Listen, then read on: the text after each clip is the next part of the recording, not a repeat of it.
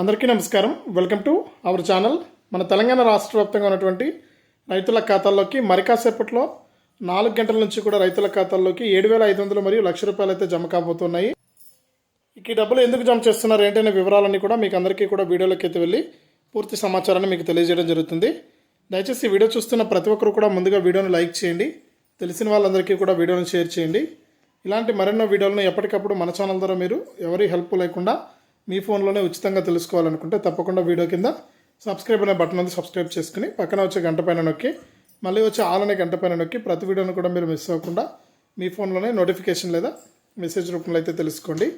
ఇక లేట్ చేయకుండా మనం వివరాల్లోకి అయితే వెళ్ళిపోదాం. మన తెలంగాణ రాష్ట్ర వ్యాప్తంగా ఉన్నటువంటి రైతుల ఖాతాల్లోకి మరి కాసేపట్లో సీఎం రేవంత్ రెడ్డి గారు అలాగే మనకు రైతులందరికీ కూడా 7,500 మరియు ₹1,00,000 అయితే విడుదల చేయబోతున్నారు.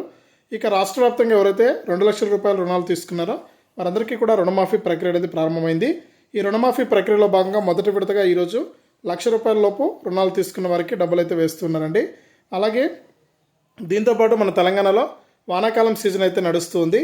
ఈ వానాకాలం సీజన్కి సంబంధించి కూడా రైతులందరికీ కూడా పెట్టుబడి సాయం కింద రైతు భరోసా అనే పథకం ద్వారా ఎకరానికి ₹7,500 అయితే ఇస్తున్నారు. అంటే గతంలో రైతు బంధు కింద ఎకరానికి 5,000 ఇచ్చేవారు. ఇక్కడ అలా కాకుండా మన కొత్త సీఎం రేవంత్ రెడ్డి గారు కొత్త పథకాన్ని తీసుకొచ్చారు, రైతు భరోసాని. ఈ రైతు భరోసా పథకం ద్వారా ఎకరానికి ₹7,500 అయితే వేస్తున్నారండి. ఇక దీంతోపాటు ₹1,00,000 రుణాలు తీసుకున్న వారికి ప్రస్తుతానికైతే డబ్బులు అయితే విడుదలయ్యాయి. డబ్బులు అయితే ఈ రోజు నుంచి కూడా వారం రోజుల పాటు కూడా ఈ ₹1,00,000 లోపు ఎవరైతే రుణాలు తీసుకున్నారో వారికి అందరికీ కూడా రుణమాఫీ డబ్బులు నేరుగా రైతుల రుణమాఫీ అకౌంట్లో డబ్బులు అయితే పడుతుంది. ఇక మీరు బ్యాంకర్లకు కూడా సూచించడం జరిగింది ప్రభుత్వం ఇప్పటికే, మీరు మరే ఇతర అప్పుకు కూడా ఈ డబ్బులు పట్టుకోకూడదని, రైతులకు నేరుగా ఆ డబ్బులు మీరు చెల్లించాలని కూడా బ్యాంకర్లకు కూడా ఆదేశించింది ప్రభుత్వం. కాబట్టి రాష్ట్ర వ్యాప్తంగా ఉన్న వారందరికీ కూడా మనకు ఈ డబ్బులు అయితే నేరుగా అకౌంట్లో పడతాయి. మీరు వెళ్ళి ఈ రైతు రుణమాఫీ డబ్బులను అయితే తీసుకోవచ్చు.